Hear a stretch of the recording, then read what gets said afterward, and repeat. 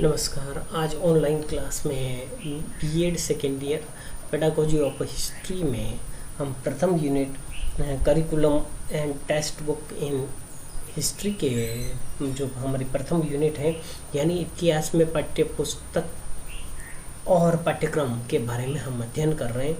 इसके अंतर्गत में हमने पाठ्यक्रम निर्माण के जो विधियां हैं उनके बारे में हमने अध्ययन कर लिया है और आज हम पाठ्यक्रम का अर्थ क्या होता है, उसकी डेफिनेशन क्या होती है, उसके बारे में अध्ययन करेंगे।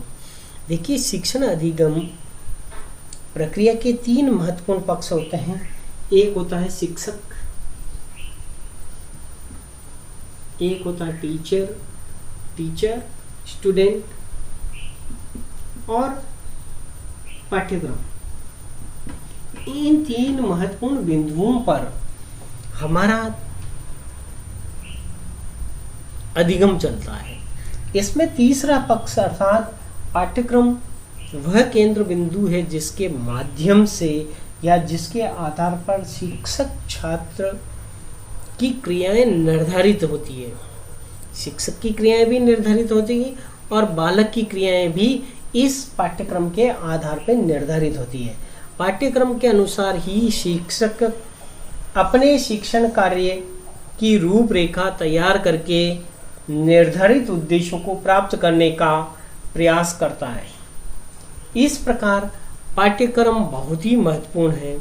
अतः चाहे वह इतिहास का पाठ्यक्रम हो या राजनीति का हो या हिंदी का हो या अन्य किसी भी विषय का हो, तो हमें इसके बारे में जानना आवश्यक है।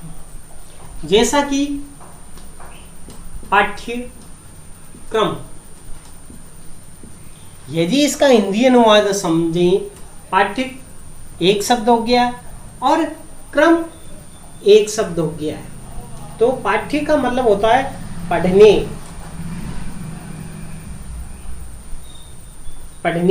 योग्य और क्रम का मतलब होता है व्यवस्थित या व्यवस्था। यानी पढ़ने योग्य व्यवस्था क्या कहलाती है? पाठ्यक्रम कहलाती है। ठीक है ना? यानी पढ़ने योग्य जो विषय वस्तु होगी कि या विषय वस्तु की व्यवस्था होगी उसको पाठ्यक्रम कहते हैं। पाठ्यक्रम अंग्रेजी भाषा के करिकुलम शब्द का हिंदी अनुवाद है और करिकुलम शब्द लैटिन भाषा के क्यूरे शब्द से बना है।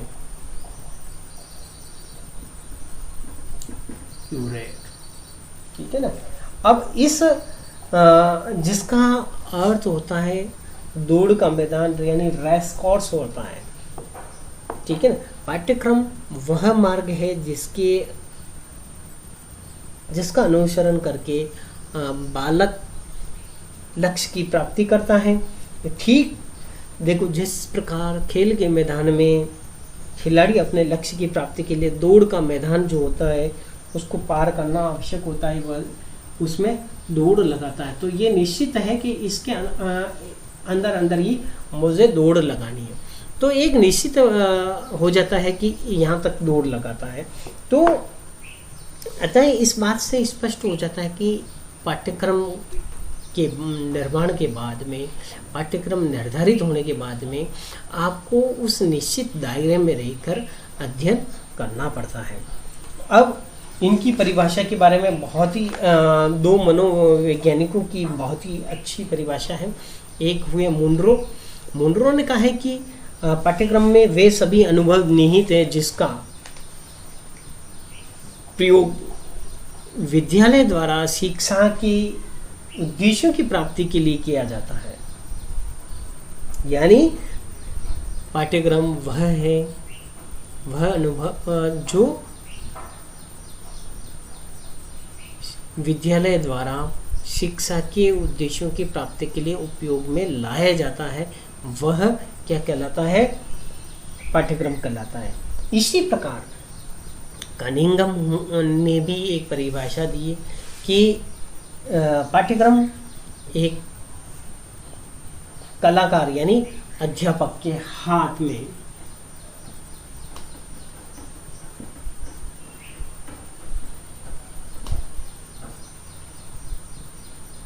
वह साधन है जिससे वह अपने अपने यानी विद्यालय यानी ये स्टूडियो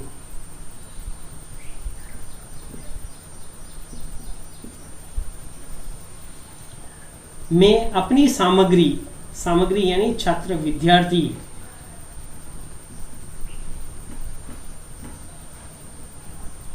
को अपने आदर्श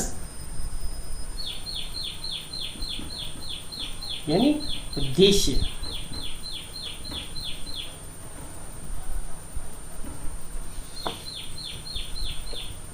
के अनुसार ढालता है। यानी पाठ्यक्रम क्या करता है, अध्यापक के हाथ में वह साधन है जिससे वह अपनी विद्यालय में अपनी सामग्री यानी विद्यार्थी को अपने आदर्श के अनुसार ढालता है। यानी पाठ्यक्रम के आदर्श के अनुसार वह उसको निर्मित करता है। तो इस प्रकार महत्वपूर्ण ये हो जाता है कि हमें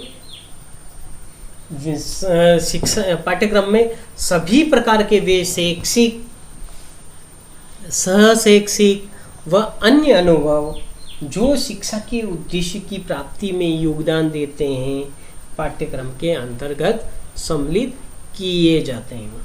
अब इन सबको पाठ्यक्रम में सम्मिलित किया जाता है, लेकिन प्रश्न एक उठता है कि इनका आधार क्या रहेगा, यानी इतिहास पाठ्यक्रम के आधार क्या रहेंगे, उनके बारे में भी हमें चर्चा करनी पड़ेगी।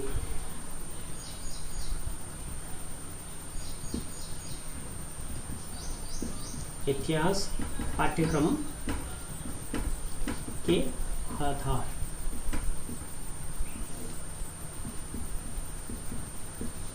पहला है दार्शनिक आधार।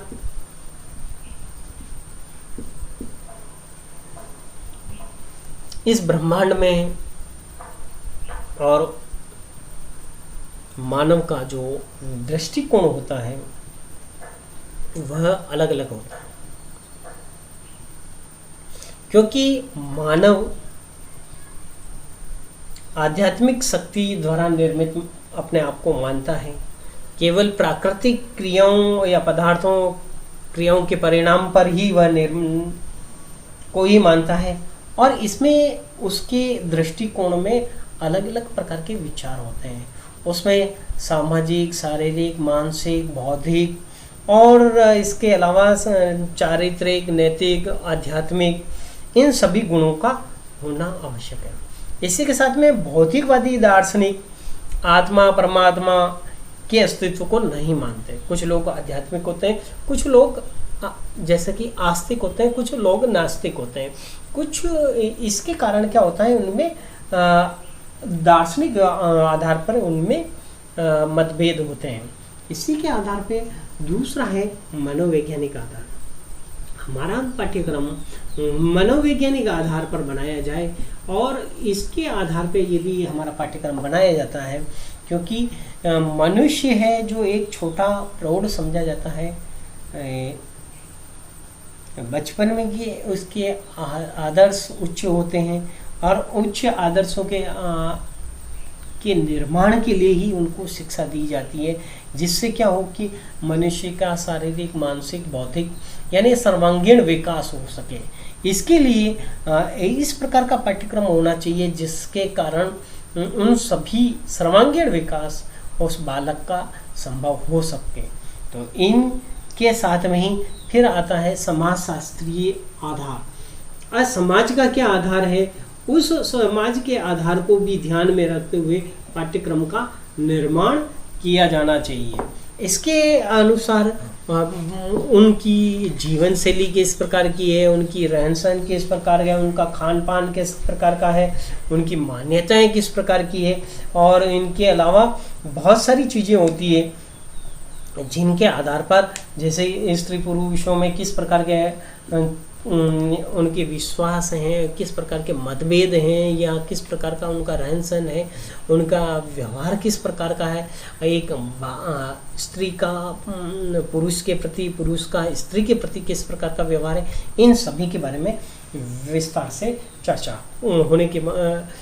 होने के बाद में इन चीज़ों को ध्यान में रखते हुए पाठ्यक्रम का निर्माण होना चाहिए। इसके अलावा वैज्ञानिक आधार पर भी पाठ्यक्रम का निर्माण होगा कि कोई ये कहते हैं कि भाई कि ये पक्ष अच्छा नहीं है, वो पक्ष अच्छा नहीं है, लेकिन आप उसकी तुलनात्मक अध्ययन कीजिए और उसको वैज्ञानिक प्रमाणिकता के आधार पर उसका निर्माण कीजिए और आप सर्वसम्मति से एक ऐसा पाठ्यक्रम बनाइए जो इतिहास पाठ्यक्रम का के लिए हमारे लिए सबसे अधिक उपयोगी हो।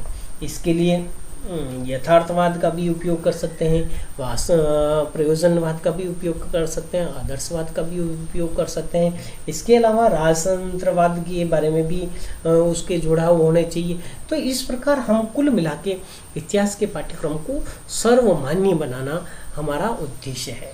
तो आज हमने पाठ्यक्रम के बारे में अध्ययन किया, जिसमें पाठ्यक्रम का अर्थ, उसकी परिभाषा और उनके आधार के बारे में अध्ययन किया है। तो आज का हमारा टॉपिक यहीं समाप्त होता है, लेकिन इस टॉपिक को यहीं समाप्त करने से पहले मैं आप सभी से ये निवेदन करना चाहता हूँ कि आप जितने भी स्टूडेंट इतिहास सेक्शन के हैं वह सभी इन वीडियो को देखें। अपने आपके व्याख्यातागण आपके सहयोग के लिए ये वीडियो बनाकर आपको डाल रहे हैं, तो आपका भी कर्तव्य बनता है कि इन वीडियो को देखें और उनको लाइक करें। कमेंट्स बॉक्स में जाकर कोई सुझाव है तो उसको सुझाव को वहाँ पर टाइप करके सेंड कर दें, ताकि जिससे कि आपकी जो शैक्षणिक कार्य है वह बाधित न हो पाए और वह अच्छी प्रकार से चलता रहे। जय हिंद, जय भारत।